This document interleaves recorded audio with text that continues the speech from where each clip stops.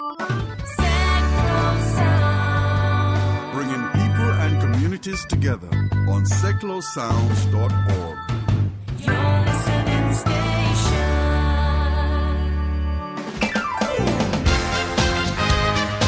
Good morning and welcome to this week's Sticks Radio Show here on Seclo Sounds with me, Terry Sullivan.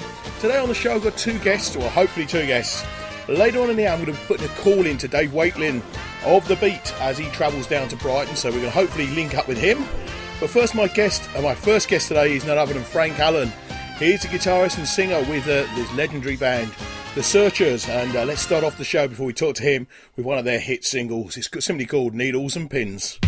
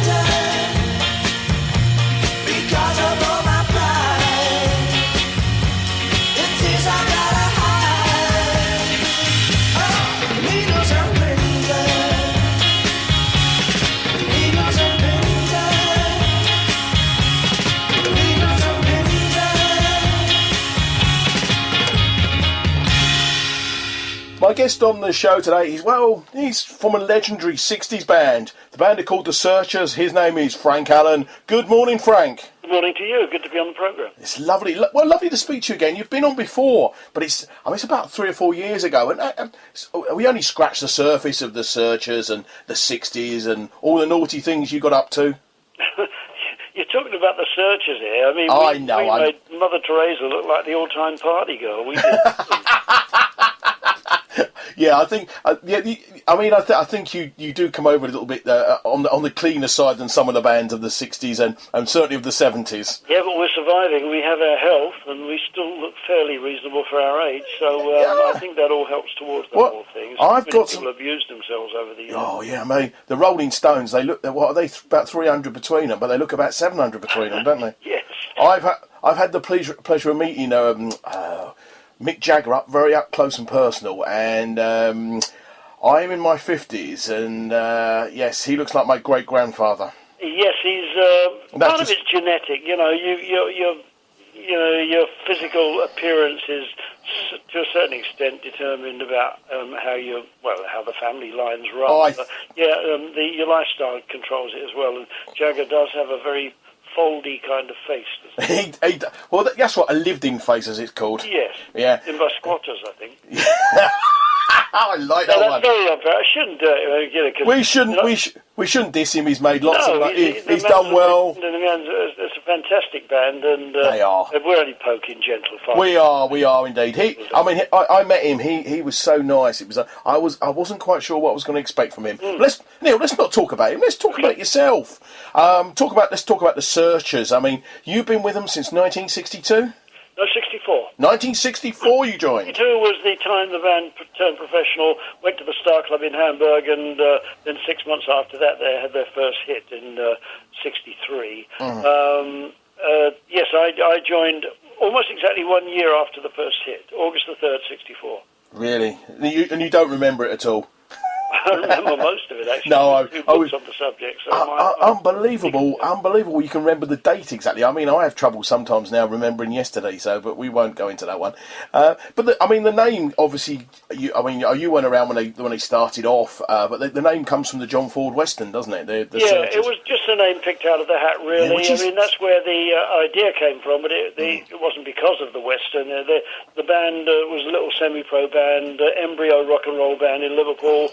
They were like after rehearsal or whatever, they were standing at a bus stop, and their temporary lead singer, a guy called Ron Woodbridge, who was actually in London, strangely enough, came up with the idea of the Searchers, and everyone liked that. They'd all, thrown different names into the pot, but that seemed to be the one. It's often the random names, isn't it? So you said you didn't join them until 1964. What were you doing from the period up to 1964, and how did you? I turned professional in mid-61, with Cliff Bennett and the Rebel Rousers. Really? And I was with them up to I joined the Searchers. In fact, I was with the Rebel Rousers when I met the Searchers in Hamburg for the first time, right at the beginning of 63.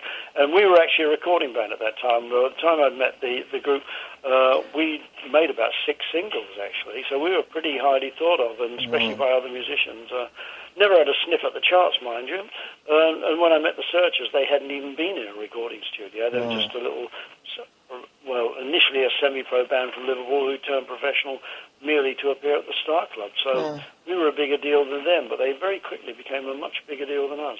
Yeah. So why did you jump ship from Cliff Bennett and the Rebel Rousers to? Because we'd had 6 failed singles, and there they were, an international bunch of superstars. They'd had 3 number ones by that time, and they were playing in America and everywhere. I mean, I did actually hesitate before I took the job, but I mean, it would have been ridiculous of me not to take the opportunity. Stardom was lying there waiting, and I had nothing to, nothing to do to make it happen. It was already there waiting for me. And I mean, and the rest is history. I said, and I guess you don't look back. No, well, no regrets. I often look back. No regrets, though. To look back in amazement at the kind of career that we've all had. It's astonishing, 50-odd years. It's amazing how many of the bands are still going. Not last summer, but the summer before, I saw Cliff Bennett playing live. And there was loads of them. I mean, it was Cliff Bennett and the Rebel Rousers. There was Mike Diablo from Manfred Mann. I can't remember who else was on the bill. And Probably Chris Farlow. Chris Farlow it was, you're right, and Amen Corner. Yes. And they were sensational. This was outside at an event not far from where I live. Yeah. And I just could not believe what I was seeing. And I mean, exactly. Well, the Amen Corner, not actually anything to do with the original Amen. No, they're called the New Amen Corner, aren't they? Using a defunct name, really, but they're a great band, really good. Oh yeah, and they were perfect for backing people like Cliff Bennett, who needs the brass and everything like that. I mean, you come from the band originates from Liverpool, and I mean that time you had, let's face it, we had the Beatles, the Hollies, the Foremost, the Mersey Beats, the Swinging Blue Jeans, Jerry and the Pacemakers. B.J. Kramer. And Billy J. Kramer and the Dakotas, I've forgotten about them. I mean, why do you think Liverpool was so hot for music at the time?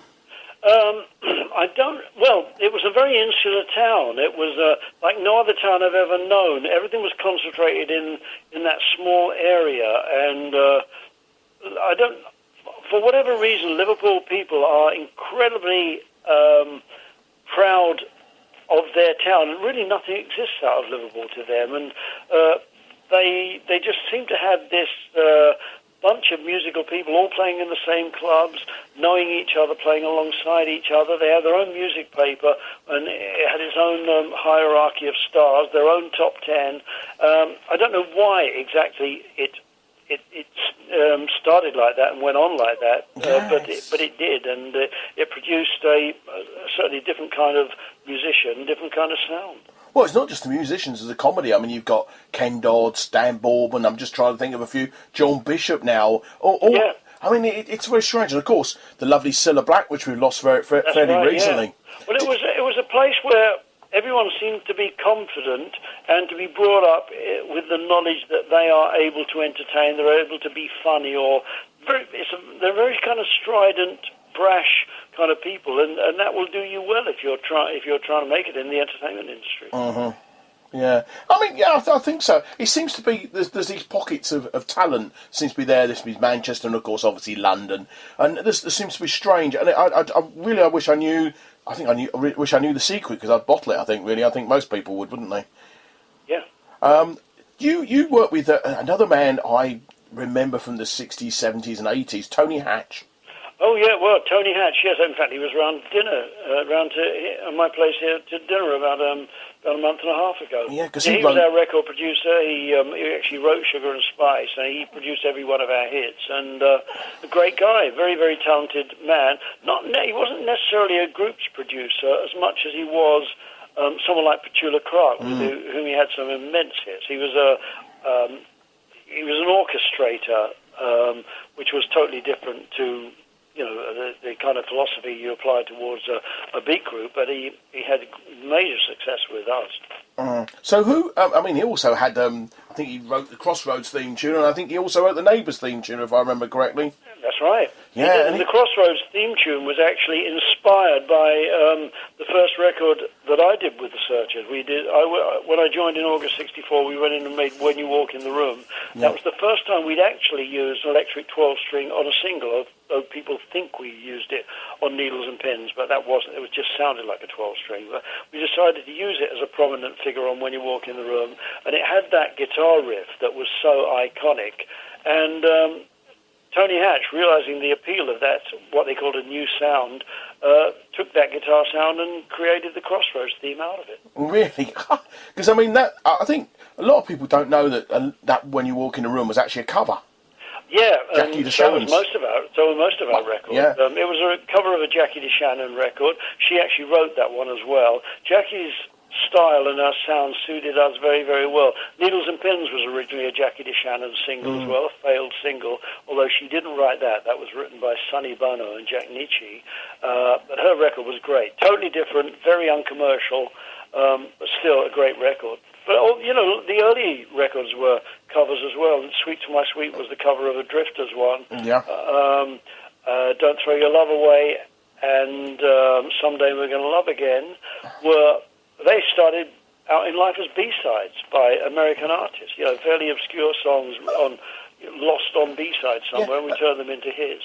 Sugar and Spice was the only one that was written specifically for us. It's very strange, because at that time in the 60s, now, I'm a little bit young to actually remember it, but I still listen to Tony Blackburn, and also the Brian Matthews on a Saturday morning, and it amazes me how everybody seemed to record everybody else's records, and I think it was at one time, The Night Had 1,000 Eyes, I think there was 3 versions of it in the top 20. Well, there would have been, yeah. It was more prevalent in the 50s, actually, because Martin. In those days, the music was new, American records were the thing, and the producers in the UK used to listen avidly to all the things that were coming out and having success in America. They would quickly get versions over and redo them with cover versions in England. And, on the Tony Blackburn thing the other day, they had in the charts at number 10 was Charlie Drake with Splish Splash, which of course was a Bobby Darin hit. I heard it. It was the Everly Brothers got covered by the King Brothers over here.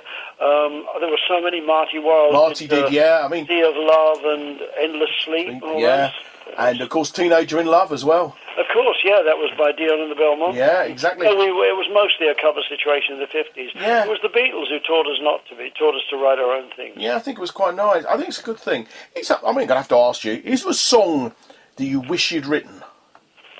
Is what? Is there a song you thought, I wish I'd written that one?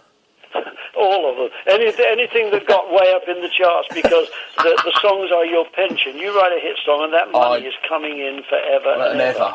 So if you write a song like, When You Walk in the Room is a classic, actually, because I would think that record, that song has made Jackie DeShannon more money than anything that she's written in her life, apart from maybe Betty Davis Eyes. Yeah.